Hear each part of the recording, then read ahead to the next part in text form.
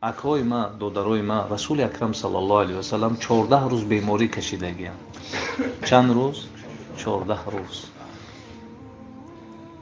ва вақте ки дигар пош хати масҷид рафта наметонист, ҳазрати Али ва Аббос сиём мебурданша, зорашон мекард, мара як хелбар ин ки поам дар замин шакида баравам савоби масҷида бигирам.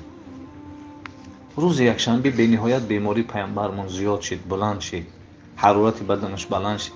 ҳазрати Билол азон гуфт, намози шома рафтан хондан, намози хуфтан азон гуфт, ҳазратҷон гуфт мара барин, чанд қадам бурдан ки ҳушаш рафт.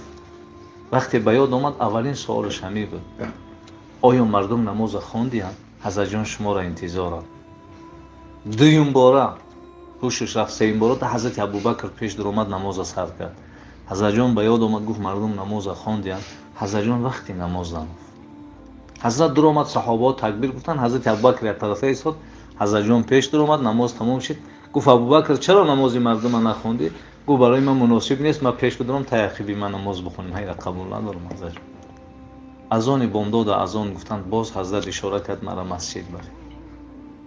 хезонданша ки қувваи надора барава, гуфт ман дигар масҷид рафта наметавонам. як бор як пардаро як тарафа кунед, ман аҳли масҷидиҳоро тамошо кардам. шумо масҷидиҳо касе ҳастем ки охиро нигоҳи пайғамбар аст. ҳазратҷон дид саҳоба боз хушҳолӣ карданд ки меоям, мегам хеле ишора кард ки дигар ирӯз ман қувваи надорам қад шумо намоз бихонед. ва гуфт алҳамдулиллоҳ ки баъди сари ман як тайёро пешво мекунӣ, боқӣ мондааш пайрави ё мешавад. афтоб буромад, оиша модар мега ман эҳсос кардам ҳазрати Ҷибрил меҳмон шид. гуфтанд дидиш? гуфт ҳамун оятҳои Қуръон нозил мешид, баданаш гарм мешид, ҳазрат ҳамун хел шид. ҷибрил омад, гуфт расулуллоҳ худо саломат мега. ва баъди салом мега бандаи ман ихтиёр дора, буфораш дунё, буфораш пеши ман омадан, лекин ҳамин қабул гӯ ки ман иштиёқи дидори ҳабибам дорам. гуфт бародар Ҷибрил, албатта ман пеши худо рафтан ихтиёр дорам, не ки ариза дорам. аризаҳо чи аст? гуфт худо баъди сари ман болои уммати ман чӣ кор мекунад? Ҷибрил, мақсадат чи аст? расулуллоҳ бугӯ, ошкор бугӯ. худоё чӣ хел умматҳои пешина ҳалок кард, худо умматҳои маро накард. гуфт аризат қабул аст, боз хоҳиш дорӣ? гуфт ҳамин шафоати уммати гунаҳгора худо дар дасти ман буд. гуфт худо мега агар умматҳои Муҳаммад танбалӣ накунанд, пеш аз марданашон 7 рӯз пеш тоба кунанд, мебахшимшон. бародар Ҷибрил, 7 рӯз дер мешавад. гуфт 3 рӯз, гуфт 3 рӯзам дер аст. гуфт ҳадди ақал пеш аз ое ки мард дар ҳашрон ғарғара мекунад, як бор калимаи шаҳодат авад. гуфт ман тайёрам, Азроилро бугӯ буд. оиша модар мега ман эҳсос кардам Азроил омад. гуфтанд Азроила дидӣ? гуфт рухсорҳои мубораки пайғамбар субҳ буд, сурхи рӯш рафт, ранг рӯш кам мегуфт. дигар садои пайғамбар намебуромад, аз лабҳош мефаҳмидам чӣ мегӯяд. ҳамон вақт мега бародару даромад дар дасташ чӯи мисвок буд, мега ишора кард ки чӯи мисвока буд. хост ба дандонош мулоим бикунад, пайғамбар ҳамон қуввае надошт ки ҳамон чӯ мулоим шавад. оиша модар мега ай дасташ гирифтам, ба дандоно мулоим кардам, боз дар дасташ дохтам. нафасҳои чуқур мекашад, дигар садош намебурад. ҳамту мега дандоношам хеле мисвока тоза кардам. ҳамиқа гуфт ла илаҳа иллаллоҳ инна лилмавти сакарот, худои марги ту бисёр мушкилиҳо доштааст. оиша модар мега ман қабзи ҷонам мега эҳсос кардам. гуфтанд чӣ хел? гуфт ҳамон ҷое ки Азроил қабзи ҷон кард, ҳазратҷон тоқат накард, ҳамин ҷое саршо овард, дар оғӯши ман буд. гуфт худоё ин сактаи болои ман овардӣ, ҳозир ман худам медонам, ту медонӣ, ҳеҷ кас намедонад. ман тоқати ира дорам. умматҳом триллиону миллионҳое ҳастану бо пайдо мешаванд, худо яъне ин сактаи ҷони ҳамеро болои ман биёр, ман ишам қабул дорам. не ки ин сактаи болои ман овардӣ, болои умматам набар, ки ман тоқат карда намедонам. ҳазратҷон мегам ки дастша бардошт, гуфт ар-рафиқул аъла, дасташ ба замин афтод ва ҳазратҷонро ба Аллоҳ таслим. саҳобаҳо ҳама мега гирьён ола, ҳатто ҳазрати Умар шамшерда гирифта, валлоҳи касе буга агар Муҳаммад аз дунё гузашта, сарша аз бадан ҷудо мекунад. Муҳаммад саллаллоҳу алайҳи ва саллам пеши худо рафта бо меояд, ҳеҷ кас илоҳ намешавад букад. ҳазрат гуфта буд оиша, ман аз дунё гузаштам, маро тоқа бимонед. гуфт чаро? гуфт аввал ҷанозаи маро бародарам Ҷибрил мехонад. ҳазрати Абубакр хонада нарасида, садои саҳобаро шинид, давида омад. дуруи хона даромад ки болои муборак чодар партофтаги, чодара як тарафа кард, аз пешониш як буса кард. والله زیبا بودی حالا زیباتر شدی. بیرون برآمد گفت هر کسی خدا را اطاعت میکنه خدا هرگز نمیمیره و هم کسی که اطاعت محمد میکرد خبر بود که محمد از دنیا گذشت. حضرت عمر میگه وفات رسول الله آیاتایی که برای وفات رسول الله دلالت میکنه آیات ما برو آورد. میگه خیال کردم همین آیات ها با ابوبکر نازل شده. میگه این آیات ها پیش بود. گفتن قبر پیامبر کی میکنن؟ گفتن ابو طلحه. حضرت ابو طلحه قبر پیامبر کندن. حضرت عباس یا شوشتن شد. جنازه‌اش تا زمان حضرت عمر گروه گروه میخوندن. آخران انسان از قبر رسول الله برآمد. این فضل ابن عباس بود. و گفتن بالای پیامبر کی خاک میپرتاید؟ بلال فریاد کرد الله اکبر الله اکبر. فاطمه آمد بلال تو عاشق پدری من میگن تو دروغگو بوده دل چی خشید بالای تیم خاک برد. فاطمه گفت گپ نگو آخه فرمان خدا است منها خلقناکم از خاک خلق شده و فیها نعیدکم خاک دم میآیین یک بار دیگه از خاک میخیزید. فاطمه گفت بلال میدونی چه مصیبت بالای ما اومده است؟ صبت علی مصائب لو انها صبت علی الایام سرنا لیالی. آتیم مرد عادی نبود. اینقدر مصیبت بالای ما اومده است اگر این مصیبت بالای روز به روز طاقت نمیکنه تبدیل به شب میشه. وقتی منزلم تمام شد وقتی نماز شد حضرت ابوبکر گفت ارحنا یا بلال. بلال اذان بگو قرائت کن. حضرت جان گفت مرا دیگه نگو اذان بگو من یک سوال دارم. گفت سوال چی است؟ گفت یک زمان من غلام بودم تو مرا آزاد کردگی من اینو قبول دارم. همون وقتی مرا آزاد کردی برای خدا آزاد کردی یا برای خودت؟ چرا گفتی سوال میتی؟ گفت اگر برای خدا آزاد کرده باشی مرا دیگه حق نداری بگو اذان بگو. اگه برای خدا باشه من غلامتیم. گفت من تو را برای خدا آزاد کردم. حضرت جان گفت من دیگه در مدینه گشتن نمیتونم. مرا اجازت بده من شام برم. من طاقت کردم نمیتونم در کوچه مدینه رسول الله من نمیتونم در اینجا گشت. مرا اجازت بده. یک سال مدینه نآمد. شب رسول الله در خوابش اومد بلال اما مفتونی تیم یک گورک زیارتی مو نمیوی. سحر حضرت ای خواب خیس میگه سوارش دم نداده مدینه منوره آمد. مدینه در آمد میگه وقتی قبر پیامبر صلی الله علیه و سلم وقتی قدر محکم نبود. بالای قبر پیامبر رفت میگه قفس سینه‌اش در قبر پیامبر مون. حضرت جان اینا ما آمد. میگه روحش در قبر پیامبر صلی الله علیه و سلم. حضرت جان ما آمدم زیارت شما آمد. درد دل میکرد. از سر منزل خست میگه امام حسن و امام حسین گفتن چی میشه که اذان در وقت بابامون میگفت یا ورق بگو. دیگه نبیرای رسول الله را رد کردن نتونست. حضرت بلال اذان وقت اذان گفت میگه تمام مردم مدینه جمع شدن و احتجت المدینه. میگه مدینه در لرزه در اومد. حتی زنها گفتن بعث محمد زنده شد. ما این آواز هم وقت میشید. حضرت بلال گفتن اشهد ان محمد رسول الله. یا بار فکر کردن که با رسول الله چی میگشتن. پوشش رفت به زمین افتاد. صحابه گفتن واه مصیبت ها بلال ما را یتیم میکنه. گفت برای ما گریه نکنید. ما از روزی که قطعی پیامبر عهد کردم من یگام سنت ترک نکردم. شما با حال خودتون گریه کردین چند سنت اجرا کردین چند تا رو ترک کردین. ما فردا باز با محمد و صحابه های محمد ملاقات میکنیم. گفت و با این درد حضرت بلال هم از دنیا رفت.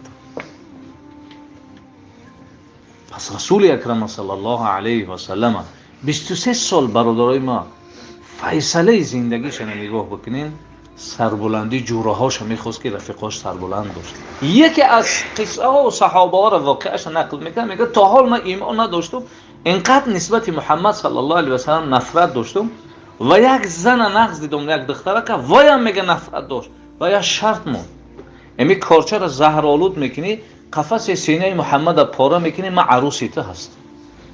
عاشق است دیگه. کارچه را زهرآلود کرد. میگه مجلس در اومدن حضرت جان میگه مثل شمع بود. صحابه ها مثل پروانه گیردش دور میزدن. من موقع خلوت نیافتم که کارچه را بزنم. حضرت جان میگه از بین امو برآمد طاقه به طاقه مونده مردمان. میگه من میگه بی فکرم چی است و حضرت جان بی فکرش چی است. هر دون یک بار خودم گفت که جوانی زیبا چه حال داری و دست آورد. میگه همونجای من کارچه را بجا کرده بود. میگه دست همونجا ماند و من ترسیدم. میگه گفت لا تخف نترس. میگه دستش بالای قفس سینه ما بود. لبهاش به دعا مشغول بود. و دعاش چی بود؟ خدایا از قلب این جوان وسوسه شیطنت دور کن و قلب این جوان میلان به سوی اسلام کن. حضرت جان خواستن دستش بگیرم، میگه آغوش کردم. حضرت جان دست نگی. چرا؟ از دست تو بوی خدا و جنت میآید. اشهد ان لا اله الا الله و اشهد انک رسول الله. وقتی بیرون برآمد اون زن گفت آیا شرط اجرا کردی؟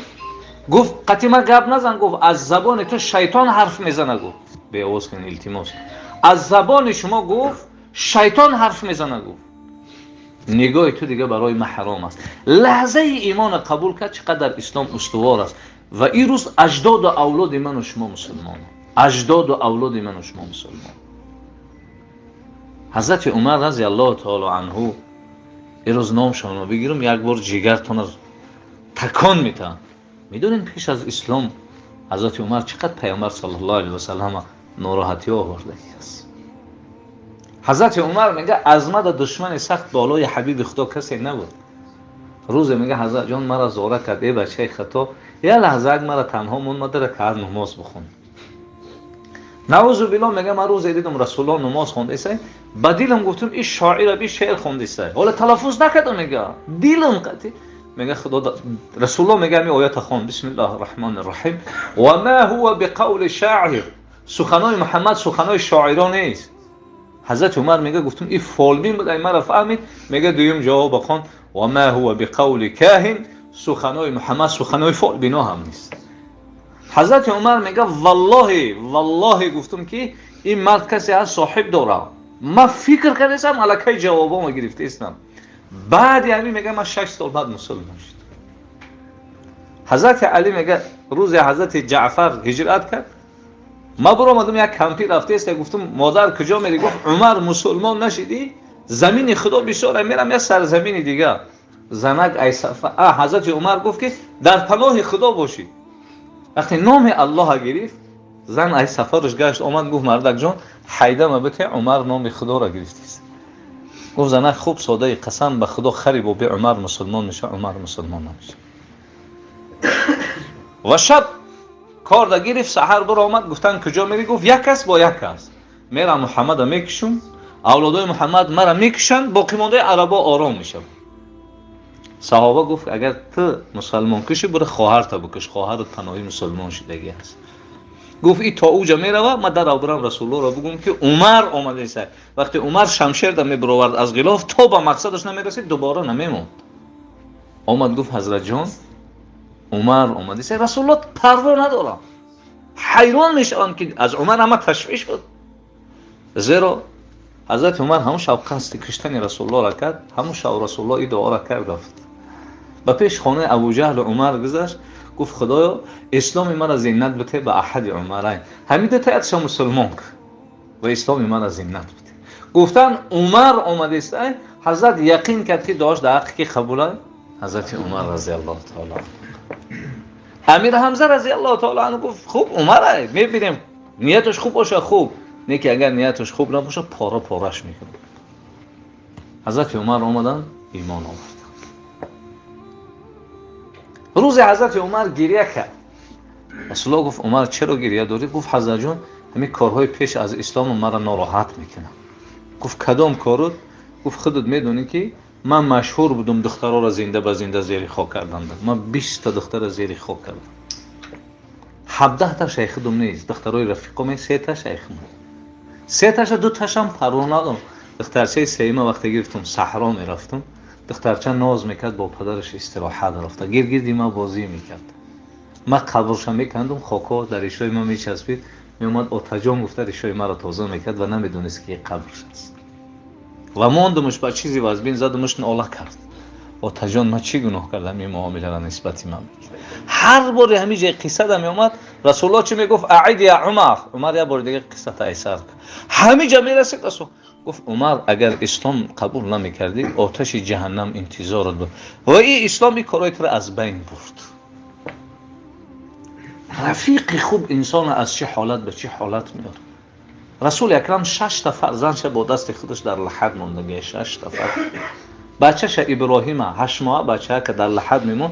حضرت عمر میگه نگاه کردم همین خیریه داره که از پشت علکه تریریش میبینی. یا صحابه گفت حضرت جان ما را میگه گریه نکن خودت گریه داری کو. گفت خدایا بمبری. گفت در روز ماتم مادر دیگه این ششم فرزند من در لحد میمونم. من دیگه آبای دیده من نمیتونم قپیدم، من دیگه قلب من قپیده نمیتونم. لیکن من سخنی نمیگم، ای سخنی من خدا خفه شد. و بخی گوش همون کودک دا گفت که ابراهیم جان حال خدا میپرسد بنده ای که هستی و امتی که هستی و کدام دین ده هستی. وقتی گشت نگاه کرد عمر گریه داره. گفت عمر چرا گریه میکنی؟ گفت حضرت جان خدای کودک بپرسه مرا میمونم، اگر خدا مرا بپرسه من چی جواب میدم؟ روز رسول الله صلی الله علیه و سلم حضرت عمر هم خیلی با علم تماشا میکرد. گفت حضرت جان مرا چی که علم قد تماشا کردی؟ گفت عمر همین فکر دارم که روز تو میبری و رفیقات زیر خاکت میکنن تا کم میمونند میآیند تو او دو پرسنده میای میپرسه تو چی جواب میداده باشی؟ من همون فکر دارم. حضرت جان گفت همین عقل دارم خدا دوباره ما میته. گفت بله. گفت با همین عقل شناختمش با میشناسم. حضرت جان گفت عمر من میدونم تو چی جواب میدی. گفت چی؟ گفت همینجا تو را میپرسن خدای تو کی است؟ تو او را سوال میده اول خودتون بگین که خدای شما کی است که میگین مرا میپرسن. روز حضرت عمر پیامبر دست خبید. گفت عمر مرا دوست میداری؟ گفت بله حضرت جان. گفت مرا زیاد دوست میداری اوتتا؟ گفت شما را اوچت هر کسی را میگفت آخرون مرا زیاد دوست میداری یا خطا؟ حضرت جان من ایت زیاد دوست میدارم. گفت حالم ایمانت کامل نیست. بیرون برآمد بچهش تشویش. گفت آتا جان چرا تشویشی؟ گفت رسول الله میخواد سوال داد میخواد جواب دادم. چرا؟ گفت آتا جان نگفتی رسول الله تو را زیاد دوست میدارم؟ بچه‌م گفت ولی این نفس ما دو سوال میکنم. ای نفس خطاب، ای نفس عمر، تو پگه پیش خدا میری با عملای خودت میری یا با شفاعت پیامبر؟ گفت آتا جان نفس چی؟ گفت نفسم گفت من با عمل عملایت نیستم، من با آرزو و شفاعت پیامبر پیش خدا میرم. و دویم سوال گفتم این نفس تو زیاد محتاج به من یا پیامبر؟ گفت نفس چی؟ گفت نفسم گفت که ای عمر استد هم زیاد محتاج به پیامبر. دوباره اومد دستی پیامبر قپید. حضرت جان گفت از خودم دام تو برای من عزیزی. حضرت جان گفت عمر نو ایمانی تو کامل شد. حضرت جان با کارچه زدن، نگفت در کجا با کارچه زدین مرا. بچه‌م گفت همین آدمی مرا با کارچه زده ببینین مسلمانه یا کافر. پدر گفت فرقش چی کشنده مسلمان باشه؟ گفت ببینین دیدن گفتن کافر است. گفت الحمدلله. گفتن چرا تو الحمدلله میگی؟ گفت اگر کشنده من مسلمان میشید خدا عذابش میداد. من نمیخوام برای من یک مسلمان عذاب بکشه. من نمیخوام برای من شده امت رسول الله عذاب بکشه. ولی عذاب میکشه من کافر است عذاب کشیدن. یه نفر تا حال ایمان نآورده بود میگه من نعوذ بالله نسبت محمد اینقدر نفرت داشتم. رفتم رسول الله با صحابه ها در مسجد بود، من راستا پیشاب کردم. میگه صحابه های حبیب خدا چی گفتن؟ مه یا رسول الله. وای وای حضرت جان این چیکار کردی است؟ اجازت سرش از بدن جدا کنیم. حضرت جان فرمودن ما انسان های مسجدی هستیم، ای غیر مسجدی باید فرق کنیم. مانن پیشاب شد تا آخر کنم. فریادش کرد گفت برادر اینجا مسجد هست، این جای مقدس ترین مسلمان ها هست، اینجا جای پیشاب کردن نیست. میگه لحظه فکر کردم شخصیتم شخصیت مقدس و مکانم مکان مقدس، اما در مقابل این عمل زشتی من اینقدر مهربانی جواب. اگر پیش پدرم دا میکردم یا شلاق میزد، پیش رفیقم دا این کارا میکردم میگفت تو برادر من هستی مرا حرمت نکردی در پیش من پیشاب کردی. این کی است که از پدرم بالا و از رفیقم رفیقتر و رفتن چیکار کردن؟ اشهد ان لا اله الا الله و اشهد ان محمد رسول الله افته ایمان. پس اخلاق حمیده حبیب خدا را دیدن ایمان آوردن. همه ما اهل سنت و الجماعه ایمان داریم که بعد پیغمبر بزرگترین کی است؟ ابوبکر صدیق است. ابوبکر است. همه حضرت جان میآید دخترچش ببین شرم نمیداره، میآید دخترچش میپرسه که دختر جان کنی ببین من همه سنت های پیغمبر اجرا میکنم یا نمیکنم؟ گفت آتا جان همه سنت ها را میکنی یکی از سنت ها نمیکنی. گفت بچه‌م کدام سنت ها؟ گفت همه همسایه یهودی نابینایی داریم که حضرت جان هر روز میبره افخاتش میته، آتا جان شما نمیکنی نمیکن. فردا حضرت ابوبکر صدیق رضی الله تعالی عنه و ارضاه پیش از حبیب خدا افخات برد. اون مرد که افخات دادن گرفت، اون مرد سوال کرد که اون مرد که هر روز مرا افخات میداد کجاست که این روز تو آمدی؟ حضرت ابوبکر گفت تو چشم بینا نداری، اون مرد از ما چه خیلی فرق میکنی؟ گفت اون مرد کسی بود که خیلی بوی خوب داشت، من همون بو را حس نکرده استم. عایشه مادرمون رضی الله تعالی عنها میگه حبیبی خدا می اومد، من از خواب بیدار میشیدم. گفتن ناراحتت میکرد؟ گفت بوی خوش حبیبی خدا مرا از خواب بیدار میکرد. روز حضرت علی رضی الله تعالی عنه آمد، فاطمه دختر حبیب خدا بیرون برآمد. حضرت علی گفت فاطمه پدرت آمده بود؟ گفت کسی خبرت کرد؟ گفت نه، بوی خوش و شالم در خانه ماندگی هست. حضرت جان عجیب بوی زیبا داشتن. دویم گفت وای مرد نسبت من خیلی مهربانی میکرد، تو نتونستی مهربانی کرده. و سوم گفت ای دستی او، من هر چیزی میخوردم معدم حل میکرد، ولی مرا معدم حل نداره. تو او مرد نیستی. حضرت ابوبکر حیران ماند، گفت پدر با او مرد صحبت میکردی یا نمیکردی؟ گفت بله. گفت درباره چی صحبت میکردی؟ گفت میگفتم هوشیار شو، نعوذ بالله در همین مدینه یک محمد جادوگر پیدا شده، همه را از دین باباگیش میبره، دین خچه یاد دسته. گفت بعد شنیدن این کلمه ها معاملش چه خیلی میشید؟ گفت مهربانیش دوباره تر میشید. پدر میدونی آن مرد که است؟ گفت نه. گفت خودی محمد صلی الله علیه و سلم. گفت من این قدر تحقیرش کردم و او قدر مرا دوست داری؟ اشهد ان لا اله الا الله و اشهد ان محمدا عبده و رسوله. پس اخلاق خوب، اخلاق حمیده انسان از چه حال به چه حال. حضرت جان به کارچه زدن، نگفت در کجا به کارچه زدین مرا. بچه‌م گفت همه آدمی مرا به کارچه زده، ببینین مسلمانه یا کافر. پدر گفت فرقش چی کشنده مسلمان باشه؟ گفت ببینین. دیدن گفتن کافر است. گفت الحمدلله. گفتن چرا تو الحمدلله میگی؟ گفت اگر کشنده من مسلمان میشید خدا عذابش میداد. من نمیخوام برای من یک مسلمان عذاب بکشه. من نمیخوام برای من شده امت رسول الله عذاب بکشه. ولی عذاب میکشه، من کافر است عذاب کشیدن. و 2 روز بیمار شدن. 3م روز شیر قطعی خرما خوردن که ایروداش برآمد، فهمید که از دنیا میروه. بچه جان گفت برای عایشه مادر بگو که اجازت میتن قبر من در بر رسول الله بکن. نگو که امیرالمومنین میگه که بگه امر امیر واجب اطاعتش. برای بگو عمر بچه خطا میگه. عبدالله آمد هم گفتن مادر جان پدر من میخواهیش داره. گفت عبدالله والله هر بار پیغمبر نام اوتی مرا میگه، نام اوتی ترام میگه. اینجا من برای خودم مونده بودم، نکی من راضیم که عمر بیارن در برای رسول الله بکن. ببین رسول اکرم صلی الله علیه و سلم از چه حالت به چه حالت آورد رفیقاش و دوستاش. رسول اکرم صلی الله علیه و سلم روز فتح مکه ابو سفیان با حضرت عباس گپ زده و میگه 22 سال با محمد صلی الله علیه و سلم مقابلیت کردیم، این روز او نعوذ بالله قبیح قتی نمیدونه که چند لحظه بعد ایمان میاره. نگاه که نمیدونه چند لحظه بعد مسلمان میشه. ابو سفیان محمد یتیم این روز با کبر و غرور میای مکه را میگیره، هم تو شمشیردار کشید. گفت اگر محمد طرف خانه می بیاد پاره پارهش میکنه. همون حالت حضرت جان 10,000 لشکر قتید درمانان اوای دیده در پاره روز. یکم کلمه‌اش چی بود؟ کسی در خانه ابو سفیان نکشید.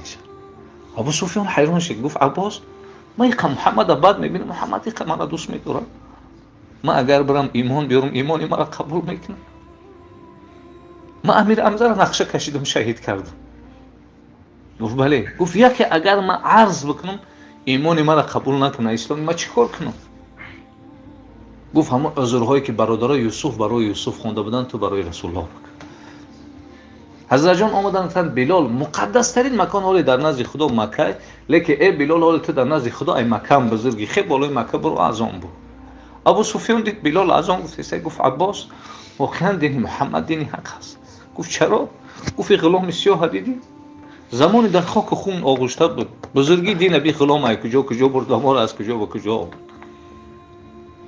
و آمد رو پروی رسول الله عرض کرد. حضرت جان رو گردوندن 3 بار 4 بار همون عذرها را کرد. همون جواب حضرت یوسف برای برادراش داده بود، رسول الله برای ابو سفیان. دیگه کلمه‌اش چی بود؟ کسی در خانه هند است، هند زنی ابو سفیان است، جیگر امیر حمزه را خویده بود، گوشای امیر حمزه را بود. گفت کسی در خانه هند است نکشین شد. هند گفت اینقدر روز محمد مرا احترام کرد، او هم اومد مسلمان شد.